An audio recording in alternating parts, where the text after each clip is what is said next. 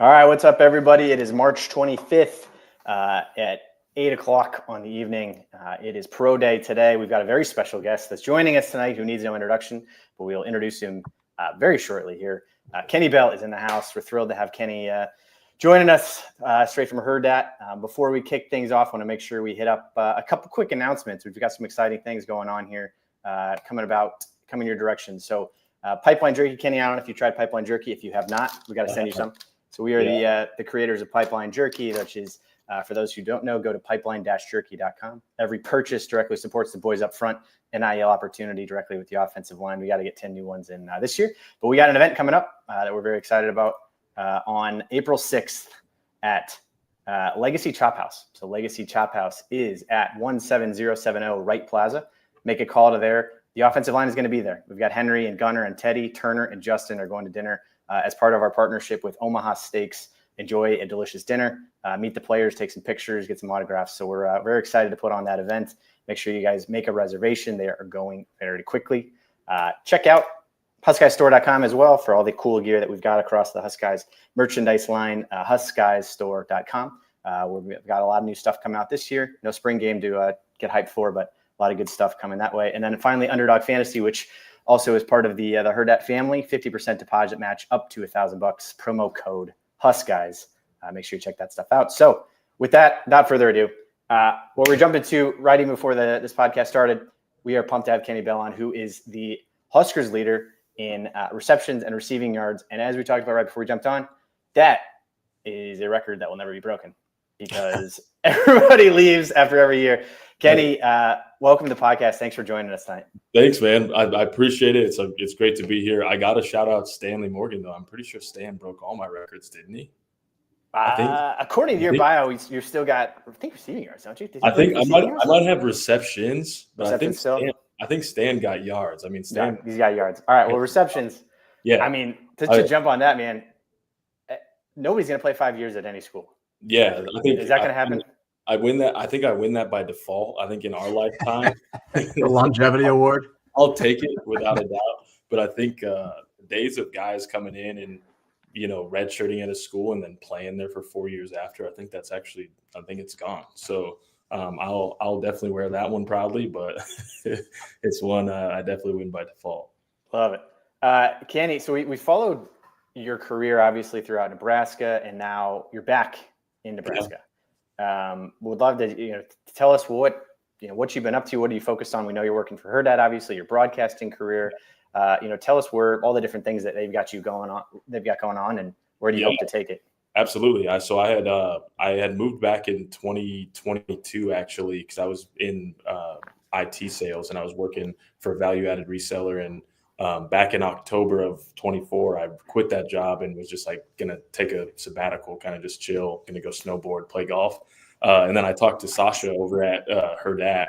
I had lunch with her. She asked if I wanted to have lunch, and we had been friends for a while at that point.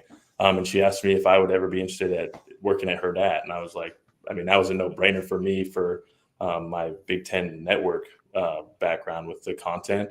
And then I met with Bill and Chris over there, and they brought me in on the sales front as well. And it was just a perfect mixture of what I had been doing with sales prior and what I've been doing with the Big Ten network as far as content creation. I get to stay here in Nebraska, cover. I mean, I love the Huskers and covering everything Husker sports, whether it's volleyball, soccer, football, everything. But it gives me an opportunity to dive into, Creighton, the Mavs, the Supernovas. There's just a bunch of stuff that I've always been interested in. So it was just a great opportunity for me. So is it just like everything? Is Kenny just like the do it all? We're going to send him somewhere. Yeah. He's just going to be like, you were a pro day today. I saw you. Throw him out on the street. See what he comes up with. Last week you were DB. You were like, you're kind of like everywhere. I think, I'm very fortunate in the sense that I get to do a lot of stuff on the content creation side, whether it's going to be CWS and Husker Sports, obviously working with DB and Robbie and all those guys. But then I'm going to get to do fun stuff like host our clients at Supernovas games and golf outings and that kind of stuff. So I'm really looking forward to just getting out and getting in front of everyone. This is going to be my 4th week now. So it's really just hitting the ground running and getting in front of our clients and meeting everybody. And seeing where we can plant that Herd Dat flag because we want it everywhere. So love it. Yeah, we're proud Herd Dat podcast. Well, yeah. so tell me, and I may be projecting, but this is partly me getting waxing nostalgic at what college football used to be like 3 years ago before it blew up. But a lot of it, right? So you came here, you redshirted as a freshman, you played 5 full seasons. I'd like to think the Husker fans supported you. Hopefully they did supported you in your career. But you had the opportunity to meet a ton of folks, like build a lot of valuable relationships. That was maybe part of the launching your broadcasting career. And now that you've moved back, there's a full state that is willing to support you and give you opportunities to grow, which is what college is about in a lot of ways, right? Is giving you the skills to succeed in the community to be successful. Is that kind of part of it? And do you think that we're losing that a little bit with players transferring every season? I mean, I don't want to speak for like the entire culture, right, of college football, but yeah, in my opinion, from what I know in my experience, right, which is all I can speak to, I would say that that's very difficult to find if you're going to bounce around from school to school, whether it's 2 or 3 times. It's hard for a fan base or for yourself and the fan base to get in touch with one another, right? I think what I've been so fortunate about with Nebraska and the fans that I've always interacted with is they've supported me, and I've always tried to put in the effort in supporting them, whether it was sticking around, never saying no to photos or autographs, or whether it's being on the Team Jack alumni or the Team Jack Foundation alumni board. It's that kind of stuff that has always meant the world to me, because giving back into the community, I mean, the reward is I don't want to call it a reward, but the feeling you get back from it is tenfold here when people support you. I mean, we were talking about it. Now it's been 10 years since I've played ball here, 11, 15 years since I was a freshman. So the fact that I still get supported the way I do, and people come up to me and want to take pictures or just have a discussion, I'm incredibly grateful for that. And it's something I'll always be grateful for, but it's hard to say if kids will still experience that with, the climate of college football right now. Yeah, totally. Yeah. It's changing so unbelievably rapidly before our eyes. Well, I will say this. I mean, you win a national championship, and that's a good point. You transfer in and you win a title here, and that'll change everything. Yeah. I was thinking about that as I was watching March Madness this weekend. I was like, God, this has all changed. I barely recognize half these players. They've all transferred so much, and then like a team wins, I'm like, no one cares. Yeah. No. If you make the Sweet 16, you still get a banner. Yeah. People are gonna remember you. You got a ring. So what you were at Pro Day? Tell us about Pro Day. You put out some good hype. You put out a couple delicious. You talked about Rayola. Rayola can spin it. We like to hear that. It's always. I don't want to just like toot the kid's horn too much. We do. Toot it. Please. I mean, toot away. Obviously, first of all, let's talk about the guys that were there to showcase their talent, right, for the NFL. Yeah. Isaiah Nayer, his raw talent, his speed stuck out. So it was good to see him. Jamal Banks is, one of the best route runners I've seen that we've had in a long time, definitely since Stan. Really, really good. Thomas Fidone is looking great. I'm very happy that he's starting to get some hype. I was talking about how he might fall to day 3. I'd love to see him in day 2, but the depth at that position, all 3 of those Oregon tight ends are just monsters. I watched them in the Big Ten championship, and I was like, my goodness, these kids. But it was great to see him. Ramir Johnson actually looked great today too. I was worried he might have it's really fast. He went down kind of awkwardly trying to catch a ball. And I don't know if he banged himself up or something, but I think he's fine. He looked good. But yeah, it was, and then lastly, Nash Hutmaker it's hard to like evaluate. I feel like D tackles in running 40-yard dashes and doing pop. You know what I mean? Like it just doesn't translate well. But I think he's gonna get an opportunity in a camp and just make an O lineman's life miserable. I was shocked he didn't get invited to the draft. Really, yeah, I was too. Yeah, combine. And then Ty Robinson is just a freak of nature. That guy's I think he's gonna play many years. I was laughing pretty hard at your all the boys being rocked up. I think that's the phrase you used of like. Yeah, I know. I said that out loud, and I was like, "Oh man, that's not going to translate." I thought it was pretty good. I guess I didn't really think about it. Like they stopped Yeah. playing in November, and then Yeah. they just pump for. I mean, it's March. You can get some pretty funny. good work in 90 days. Right, yeah, right before we even we talked about that with Avery, I was talking to Searles about it, and he's like, "I remember when you came back from training from combine, and you know me, like I'm always like, I'm tall and scrawny, you know, skinny dude. I came back from combine and I was like 210. Like, all you do, you know, is sit there and you wake up in the morning, you eat breakfast, you drink a shake, you work out, you drink a shake while you work out, you eat after that. I mean, you work out for three times a day for 2.5 months. Like you pass the eye test, that's for sure. I love it. What was it like going through all of that? I mean, for yourself, like what would when you reflect back, I mean, you were a 5th round pick. Like, yeah. I mean, you stayed for 5 years in Nebraska, which is again unheard of, and developed into a 5th round pick receiver out of Nebraska, which for an option running school from back in the day, like that's a pretty high draft pick for a Huskers receiver. So, I mean, what was that all like for you? Yeah, I mean, it was kind of surreal at the time, and I'm always grateful for it. I had so much fun. It made a big difference that I had guys like Rex Burkhead and Amir Abdul in my backfield, right? Like you had to worry about those guys carrying the rock for 30 times a game for 300. Like, so that gave me a lot of opportunities over the top. But it was, like I said, it was a little surreal. The entire process was brutal, though. Like looking back on it, just the commitment to, you know, making it. And then once you get drafted and get in camp, I mean, it's just a lot, right? Like you're talking about one of the longest years of my life, I think, for a lot of guys too. Like, because we played our bowl game then. I think we played on January 1st, right? So I took like a week off, and then the next week I was in Dallas training. Then I trained, went to combine, trained more, went to pro day, and then trained up until draft day.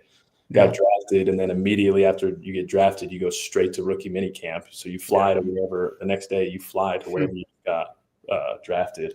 You have rookie mini camp, and that goes straight into OTAs, and then you're, you know, and then in the middle of the summer you'll get off for like 3-4 weeks, and then you report back early to fall camp or to training camp because you're a rookie, and then you're in training camp all the way through the season, which will end in, you know, hopefully you make a run at the bowl, so February, and then all that.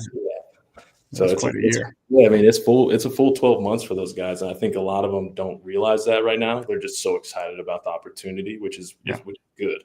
Because if you're not excited about that opportunity, you get out now, because the next 12 months is. When did you see it as, like, at what point in your career at Nebraska were you like, oh, this, like, I could take this to the next level? I mean, it was always what I wanted to do, right? Right.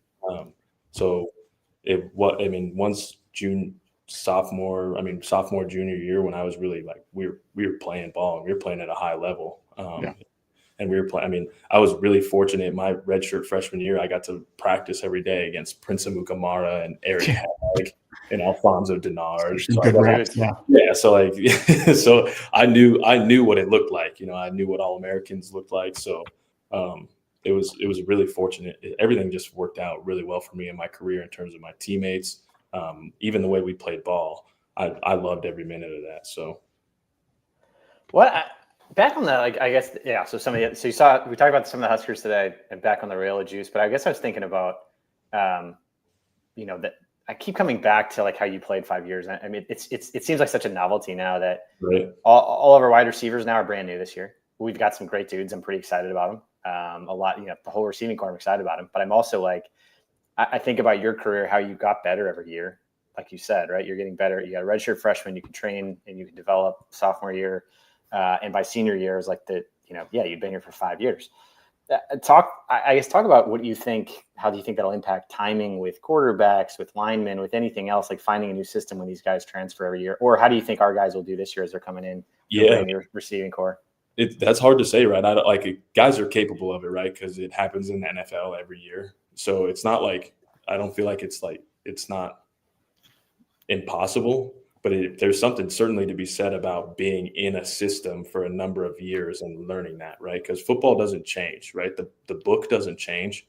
The defenses don't change. What changes is how well you recognize and how fast you can execute what you know. right?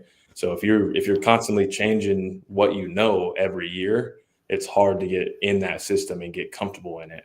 Yeah. But if for me, I was in a Coach Beck's system for 4 years, you know, Yeah. so I knew exactly by the time my senior year of training camp, you know, like we were going over a playbook that I had been running repeatedly for years on end. So were there small adjustments? Yeah.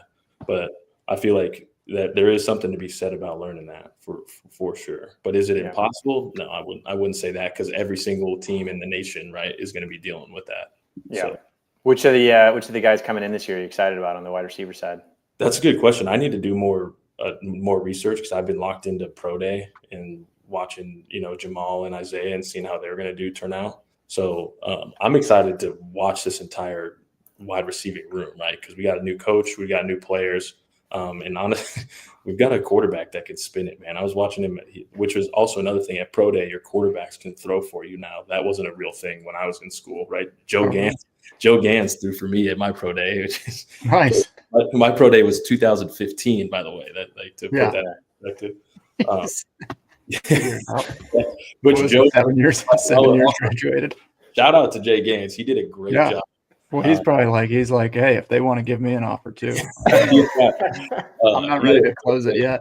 I think his arm fell off the next day. So poor guy. He could spin it though. He could spin it, man. But like when you're at pro day and combine, like it's just like, all right, we're doing this, then this, and then this, and then this. So it's like 25 throws just back to back to back. 30 throws, and I imagine his arm was, and they're not like, hey, we're running slant. It's like, all right, we're running 15-yard dig, we're running 18-yard comeback, we're running post. So it's just like. So Rail look good. Dane Key is the guy I'm most excited about. I guess I put so much emphasis on experience at this point. Yeah, I think having Barney coming back is big, but Dane Key as like the senior that can come in. I mean, I think is he 5th year? Or he's at least, I'm not. No, he was. I like the guys who are in their late 20s. Draft, but now he's. I was going to say, I feel like everybody's like 23 now. I like the guys in their late 20s. That's who I like. That like they all got COVID years, so like some of them they're in like their 8th. Yeah. Dane Key has been employed for 4 years at a dealership or something. But with this culture, with the NIL, I would try and stay for 10 years if I could. My goodness. But no kidding. Who would have made the most on your team? I'd imagine Amir Abdullah would have made the most. I mean, Amir was so good, and he was just like, he was so personable too. Yeah, and, I mean, he's one of the best. I mean, especially to be that good in that running back room at that time. Yeah, you're coming off the heels of Roy Halou and Rex Burkhead. Like those are big shoes to fill. You know, a lot of it is branding, though. I think like your fro alone. I mean, you would have gotten hair dealer or like I don't know. Great clips or something would have come knocking for sure. It would have been fun. I would have been just so obnoxious and annoying though. You know, it would have been bad. It would slinging. I do. Okay, so I want to go back, and so now this will be the fun part. I do want to go back to 2010, and because I was thinking a lot about having you on. I appreciate you coming on. And so we started HuskGuys in 2010. Yeah, and I went to college. Both Andrew and I went to Boston for college. Went to Boston College. Oh, that's where my dad went. Oh yeah, there we go. Look at us. Wow, that's hilarious. Yeah, my dad played with Doug Flutie at BC. That's hilarious. There you go. The Eags, baby. Yeah. So we were out there for 4 years, but you know, when you're out there, you're like a little bit disconnected. You're still diehard and focused on if you're in college. And you know, the 2009 season happened, and like that was an unbelievable season. And I came back in 2010 and got like fully immersed back in Husker football. And I remember thinking at the time that even though we were just coming off this amazing season in 2009, 2010, I was like, the media was like ridiculously critical of the team. I mean, 09, 10, and 11 were were rough because I mean we lost to Texas right in the Big Championship. We went out and we beat the heck in 09. We beat the heck out of Arizona, I think it was, in like the bowl. In 10. We lose to Oklahoma, right? We were beating them at half. We let them come back. 17 zip. Yeah, we lose to Oklahoma in that Big 12 championship, and then we like go out and we laid an egg. I think was it Arizona or Washington that like beat us up. Oh no, yeah, we beat. Game, yeah. It was the second time we played Washington that year. Yeah, like because we went Washington earlier that year and just dragged them. And then we played them again in the bowl game, and we got beat up. And I remember that offseason, people were furious. Like, they were really upset because we were coming off back-to-back Big 12 championship losses, and it was like, we would have never lost to like that back in the day. Yeah. So well, it's interesting because it was coming back from it. Like I was like, oh man, the state's gonna be buzzing. Like we were so close. We were like 1 second away, and that's partly where HuskGuys was born. Was like I got back and like guys like Dirk Chatelain, who I've grown to like over the years, but at the time he was writing some like ridiculously critical articles. Like all those like Callahan, all those. They're going crazy. I'm not coming at those guys now. I don't like. No, it's in the past, but at that time it was ugly. Like in house it was ugly, and then in 2011 it got like we poured gasoline on the fire we got blown out by Wisconsin, right? Yeah. Like it was college game day. We went up there and like, which was brutal, right? Like the 2011 schedule was unbelievable. Like how they did us that first year in the Big Ten. But so we go up there and we're playing a Russell Wilson and Monty Ball Wisconsin team, and they boat race. Yeah. And then we come home and we're playing Braxton Miller in one of the best offenses in college football that year in Ohio State, and we're getting boat raced in half, and they booed us. Remember? I remember. I was there. Oh man! And I was there. When I say the head man, like I thought his head was going to explode. He was so angry. Like we won that ball game, and we came in the locker room, and he wasn't even happy. Like he was angrier at the game and at like our situation than he was, because he was like, in his opinion, he's like, what more can, like, obviously we want to win ball games, but what more do you all want from us? Like we're in conference championships. We're having successful seasons. Yeah, like you're in the arena. You're there. Yeah, I mean it's to reenact some of it. We're rolling over, like we're fighting tooth and nail. We felt like. Well, it's where we started HuskGuys too, because we started it with like I was like, I'm going the opposite direction, and we were just like, we are going full Kool-Aid. This is the year we're gonna win every game. Like we're gonna be like way more. I just could not believe like the overall negative tone around it. And I was too young to like, I was 22, 23. I was like, what is the? And I think that's one of the reasons that the HuskGuys like got really popular is people were like, there was a certain percentage of the fan base that was like gravitating more towards the optimism side. But then there was this like just heavy current of like negativity. I don't want to say understandably so, but like our persona as an entire unit back then, right? Like was standoffish, right? We got that from our head man. Like, make no mistake about it. I love Bo. I respect him. I would do anything for him. But there was definitely a clash of cultures for him in terms of like, he didn't appreciate getting bad talked, and then at the same time trying to wave in everyone's faces, at the same people that he felt would boo him at halftime, or So he didn't want to have to wear the mask, if you will, and be friendly all the time, and then also put up with, and then not be himself, when he wants to, be Bo. So, it's just wild to think about all this in like context of the modern day of where we're at. We're like 5-7, and we're like, you got booed off the field for being 8-1. Like, what were you doing? and then it got way worse because like T.O. retired, right, and they brought in Eichhorst, and that relationship was just like it was it felt like it was clear that they were bringing in Eichhorst to fire Bo. Yeah, so the Grim Reaper. The hatches went up in our facility. So it was a weird time where we felt like we were just fighting our tails off, but just like swimming upstream, Yeah. What was like, what do you remember about the end of the era? I mean, like, did you guys have this, did you know it was going to happen? I mean, did you feel like the writing was on the wall, or did you? So that was the crazy part. So we were 8-1, right? Then we lose to Minnesota. And we're like, dang, that's a bad loss. But that was tough. We were there. That was so cold. That was a bad loss, right? I don't remember. I was very concussed. I've got no recollection of the game. Shit. That's right. It was senior. Oh man, that was also devastating. That's like when the game ended for me. I was like, God, just mail it in. It was senior day. I had like 40 people in town, family and friends. No recollection of the entire weekend. I think I caught like a post and got like dragged down, hit my head. Terminal brain damage. It's anyway, I'm fine. Doing great. It's fine. But yeah, we lost that one, but the next weekend we were like, okay, we have Iowa on the road. We beat Iowa, like we'll be all right, right? Like, so we beat Iowa, and we 100% thought we saved Bo's job with that win, the OT win. You caught the ball. That was your game winner. Yeah. And then the next morning, we woke up to an email at like 6 a.m. that they had fired Bo, and that we had a meeting. That we had a meeting at like 8 a.m. And that meeting was tense, to say the least. Yeah. Did that give you guys like we a never, sense? we never saw Bo. We never saw Bo again. I mean, obviously he called our like players only meeting. But that was not the school. That was not school approved or anything like that. You know what I mean? We all showed up to see him. But how did you guys like make sense of it? Like, I mean, I guess as a young guy, I would have been like, okay, I'm leaving, I'm out of here, so whatever. But for me, I was right. Like I was graduated and I was going to the league, right? So I had to play a bowl game and I was going to be out of there.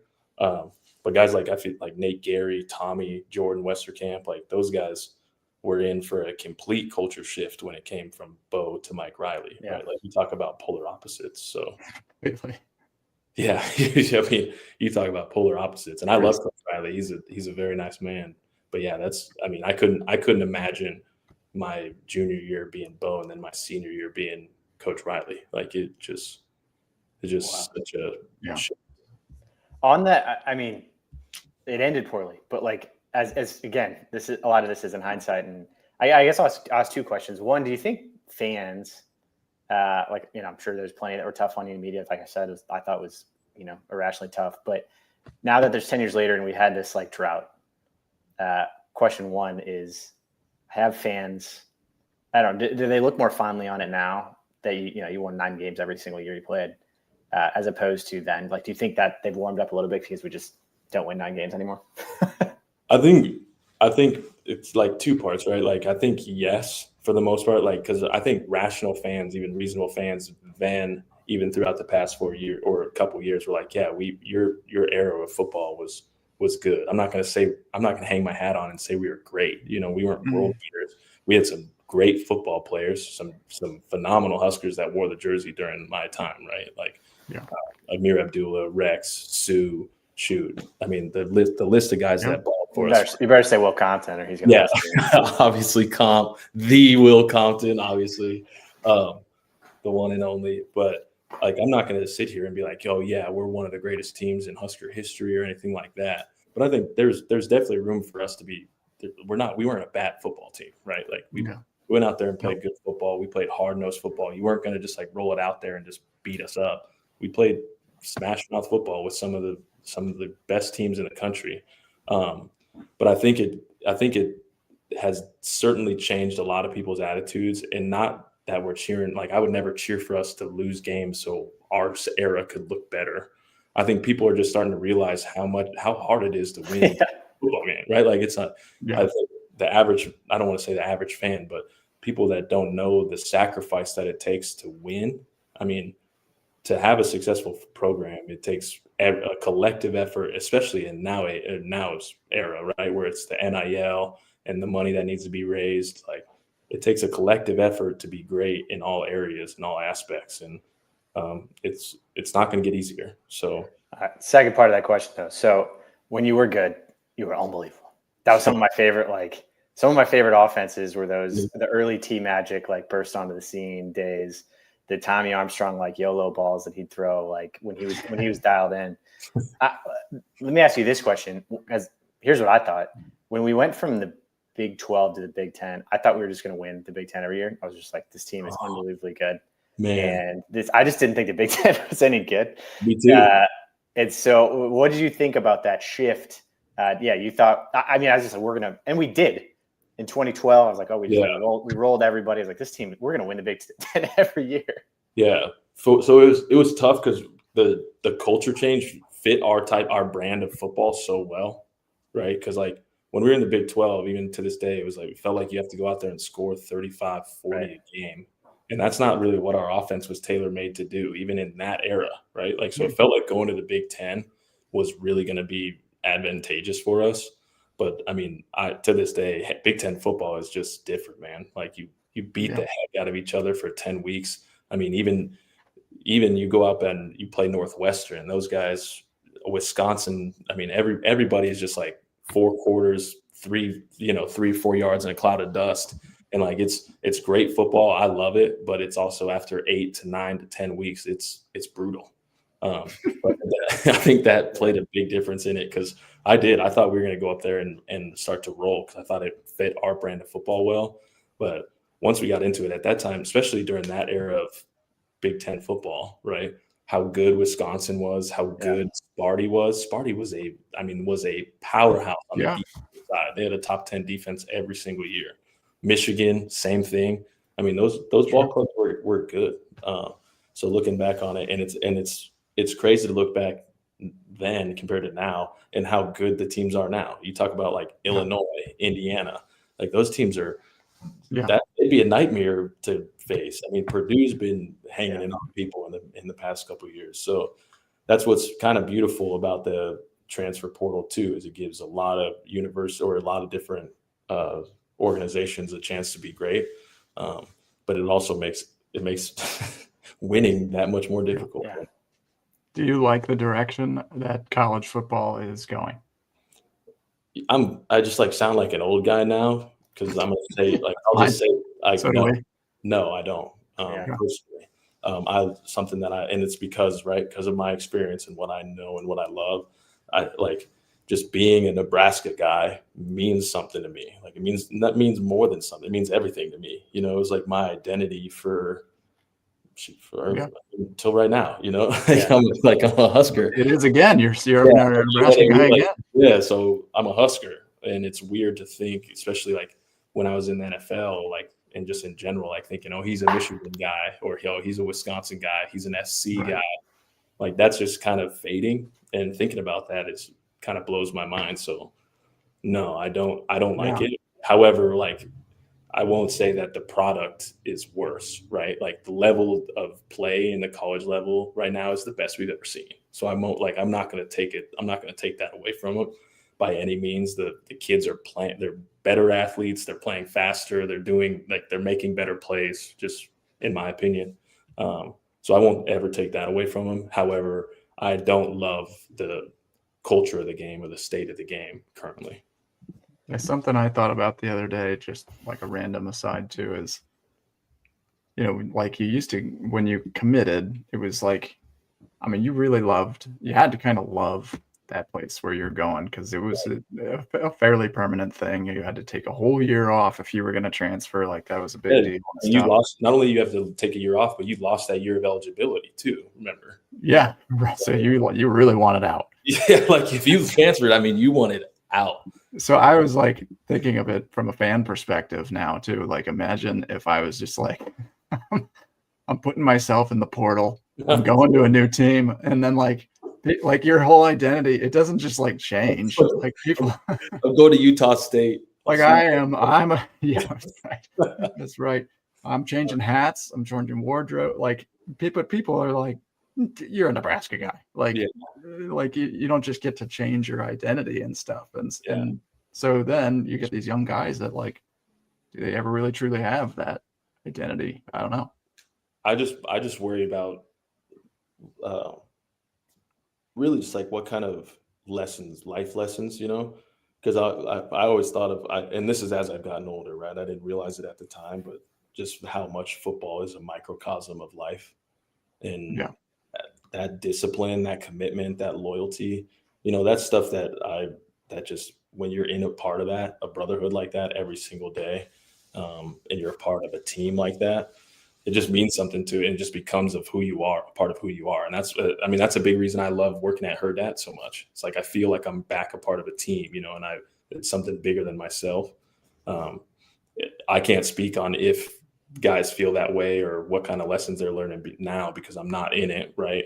And we won't be able to tell for years down the road. But that is something that I worry about. It's like that losing out on that team aspect, and that, you know, those togetherness and those learning curves. So, yeah, I think we again, with kind of where we started the hour of like we're big recruiting nerds. We follow recruiting very closely, but it's so dramatically different now. that, you're a good example of that, where we followed your high school tape in 2008, 2009, followed you in Colorado. And then we got 5 years. I mean, over that time, you really developed this almost relationship following the player. That's 7 seasons that we essentially followed you from your junior year through. Yeah. It was where like, when I was like 16, 12. Yeah, it's crazy, right? And it's kind of weird because like we really get to know a guy pretty well. Yeah, I feel like I know you pretty well because I've been watching your high school film. But but I mean that example. I mean, it's like I love Dante Dowdell. Yeah, he was on campus like for 90 days. It's like he was great. Like, I'll celebrate his praises. I thought he was a great running back, but like he was truly here 90 days. It was right. Like you want to get excited about guys, but it's like, well, if they can just leave at any time, it's hard. I mean, he showed up, he was awesome, and then he left in like November 1st, and you're like, all right, where did he go? Like he's gone. It's hard to invest in guys when like it doesn't feel like they're investing back, right? Yeah. So, I'd like to think it'll normalize a little bit. Like I feel like contracts are on the horizon or something, like 2 to 3 year contracts. They have to reel it in, right? And I'm not a special, like I'm not a sports specialist on the topic, so it's above my pay grade. But there's certainly people that know that are professionals in that area that would have good ideas on how to cap that and how to reel stuff in, because it is, man, it's starting to get, and I'm an advocate for these kids, right? Like I want them to make money. I want them to be able to use their name, image, and likeness. No, they should be able to take their girlfriends, boyfriends, or whatever out to nice dinners and all those things. But like, I don't know if they don't need to be driving like Lamborghinis and stuff. Like, I'm not a hater. Like the money is there. Like, or like if that kind of money is being doled out, like if they could put it in some kind of fund that that it'll accumulate and then they can access later in life. But at 22 years old, man, you don't just need like 2 Lexuses, a big chain, just like it'd be sweet though. It'd be sweet though. Just like calm down, let's reel it in and make reasonable decisions. That's all. Do you think Rule has a pretty good grasp on all that? Yeah, I think Coach Rule is the man. Like I've got the utmost faith in Coach Rule. I think he truly understands how to run a successful program, and he did it at the NFL level in the sense that he knows like how to plug it and play with guys, if that makes sense. Because he's going to be dealing with free agents that are coming in, and that recruiting process is completely changed. I think he's going to benefit from that with his NFL background, right? I think with guys that have been in college their entire coaching career, that hurts, right? Because you're used to hitting the recruiting path and having to recruit a completely different way. So I think we have an advantage with that with Rule, and I think we've got a guy that understands that overall outlook of the culture of college football and is an advocate for the next steps for it. So, yeah, he's mentioned the same thing. I mean, even like in talking like contract-based stuff and like kind of the next level, and then Nebraska is going to be spending $20+ million a year on our roster and whatever. And I mean, like so you've got to try and like just lock people in to a location and a place. You think that he's going to be like, I mean, he's an old school guy, but I feel like he's just peripherally have like got a pretty good grasp for the future as well. I mean, is that kind of the same sense that you're getting as far as he's got to be the one that takes us to the next era? Yeah, I wholeheartedly believe that. I think with all of our coaching staff, right, like football, basketball, and volleyball, like our 3 big ones, I think we've got knockouts as coaches, and as long as we can keep them here and give them the tools that they need, they can be successful here, right? So I'm really excited. I 100% think he's the guy, because I do believe that he has the vision, right? Like he's of our past 4 coaches, right, and Bo included. He just checks all the boxes in terms of football IQ and just the relationship with the community. Coach Rule is as good as it gets. So I'm excited to see, but we have to support him, right? Like we can't have a few bad ones and then freak out. So I think he's got like, I feel like the tone, and again, I keep coming back to this, like 2010 through 2012, how the temperature was so freaking high in Husker land, like that. I feel like he's got this a little bit more of a pass after like Frost and after Riley, where like there's a little kid glove action happening. I think he's going to get the time. I'd like to think so. It's just not like, I mean, Rule, like I keep coming back to like Pelini year 3. It's like the temperature was through the roof. I was like, I cannot believe how hot this guy's seat is after like 3 years. And 3 years, and 2 of them were in the Big 12 championship. 2 of them were title years. 2 of them were title runs. Yeah. Freaking glory days. Yeah. Yeah. I think it's but yeah, I think that goes back to like why we were the way we were, right? Like expectations were so high. We were all like uptight, like, and standoffish, you know what I mean? So when you give him space and you give him opportunities and you know that, then he knows that like he has support, not only him, that'll cascade through the entire organization, right? And that lets guys cut loose and play their best ball. Because I'll tell you right now, I didn't play my best ball when I was like, oh God, we're down 10 to Northwestern. Like we need to catch a Hail Mary to win the game. Like that's not when you play your best ball. You play your best ball when you're like, all right, let's go out here and kick these dudes. But I will say that I mean, I was kind of running through all your rosters from the years you played. Like you had a huge collection of personalities and also professionals. I think for as sort of I was going down like that, I would consider you, Will Compton, as like the higher level personalities that really shone through the whole time. But then like professional wise, like, I mean, Amir was world class. Like I always thought Levante David carried himself really well. I thought like all those guys, Prince and Rex and, Al Henry and like, nice. It was you guys were like professional adults, like almost like while you were there. Do you think that, and now I look at like where those guys, I mean, all these guys I'm listing are 10 years later. Yeah. A lot still in the NFL, but all still carrying themselves really well. Like, did you know at the time you guys had something special in that regard? We had no idea. I honestly think we were all Pelini guys, right? And I'm not trying to take away from any other era or anything, but and we're all still close to this day. I mean, if you see any of the guys from my era, we see each other. Like we're very close to get.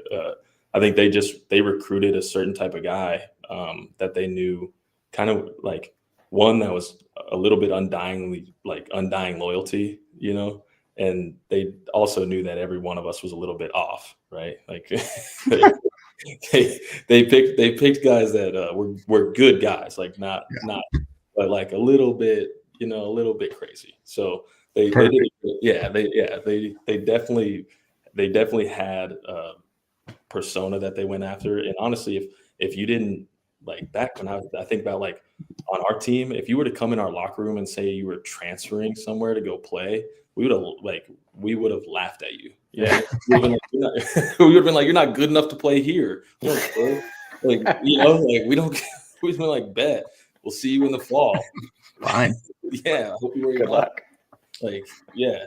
So thinking about how much that has changed, like I would have never walked into my locker room back then and been like, hey guys, I'm gonna go strap it on for Oregon State. No, absolutely not. So it's crazy thinking about that, but they certainly recruited a certain type of guy. And I think that just permeated throughout our entire team. It really did. Love it, man. Andrew, you got any final questions? I want to be respectful of Kenny's time here. You got one more for him? Well, I would say one of the number one questions. I actually asked, I'm randomly friends with Sean Fisher, one of your pals from back in the day. Dr. Sean Fisher, excuse me. He's a plastic surgeon now. Yeah. Excuse me. He said his number one question for you is if you are still in touch with the Wisconsin player that you killed. So what's Dr. Fish? I love that dude. First of all, what a guy. Like Fish was. I was really young when Fish was like his senior. I want to say that was like 2010, 2011 when Fish was playing. Love that dude. Yeah. I have talked to him, and it's funny. A small world. Josh Mitchell, the corner that played, was a senior with me. Of course. He played with that dude. Devin is his name. They played together on the same CFL team, and like that clip got brought up on their Canadian team. And then they found out it was Devin, and then they were like hanging pictures of that hit on that dude's like his locker the entire season. It was messed up. I felt bad, dude. I mean, I do have to ask you about it because like. I mean, it's the funniest thing circumstantially, like we're down by 100 and like and like, the wheels were off. Yeah. But it was the single best block in like Husker history, but also it was a flag, and Yeah. like it was not a flag. Yeah. And it was like one of the best plays ever in the worst game ever. The worst So, like game. what? Like, I just walk me through it real quick. Like what was going through your head in the moments before that hit? Honestly, so what the play was, we ran Dino, so it was like double post, and I was supposed to be clearing out that side, but we were down like 40, and I was being lazy because I'm bummed.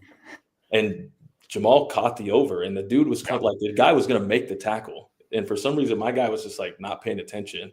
So I just cracked back on the dude, which is like, it was at that time, it was a perfectly normal play. Like, there was no rules about defensive players or crackbacks or none of that. And I just caught him, man. When I hit him, I didn't even feel it. Like I caught him. It was one of those ones where it just like both his feet, I think, were off the ground, and everyone got like the whole stadium went. It was one of those ones where when you're playing ball, like you don't hear anything really. Everything's real silent. But like when plays stop, you hear a lot.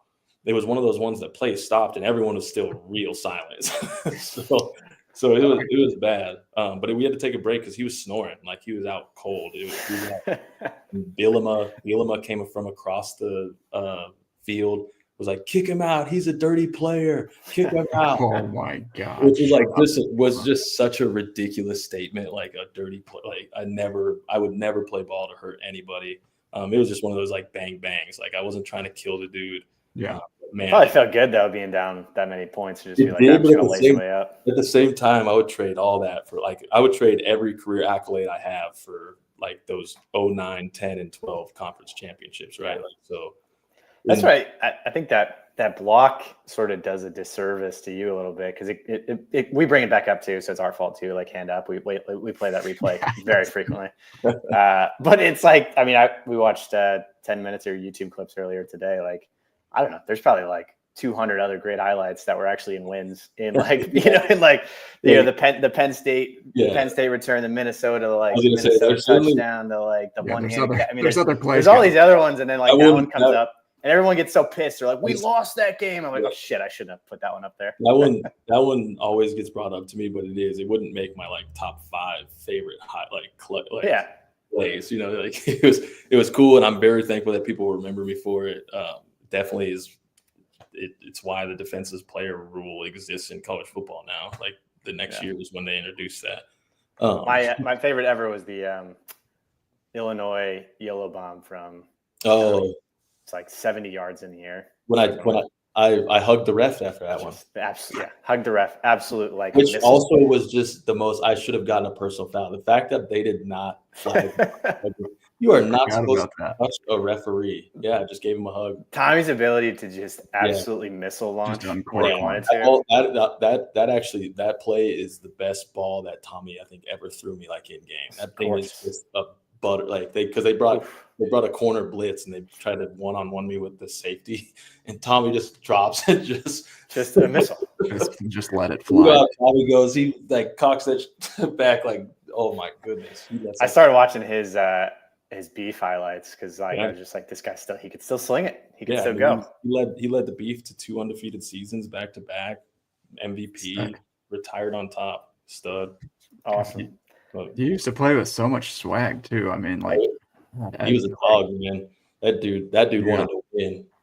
I mean, so many of the personalities on those teams. Like I look back fondly just with like the swagger that those teams had, and you had a play once too that you jumped over the fence after you had on the like wait, and I was like, the crowd on. Yeah, man. I was like, you gotta be kidding me. We had fun, man. Thinking about like guys like Randy Gregory and that D line back then, like Jared Crick and like Pierre Allen and all those guys. Man, we used to get after it. It was fun. That's good. Kenny, we appreciate you coming on, man. Make sure everybody check out Afro Thunder on Twitter. Anywhere else that they should check you out? Twitter, Instagram. That's all good. Yeah. Check him out. Make sure you guys follow him across Wideouts Sports as he covers all the major sports for Creighton and Nebraska. Supernovas across the board. Kenny, thanks for joining us, man. Appreciate you guys having me, man. Really do. All right. Go Huskers. Go Big Red.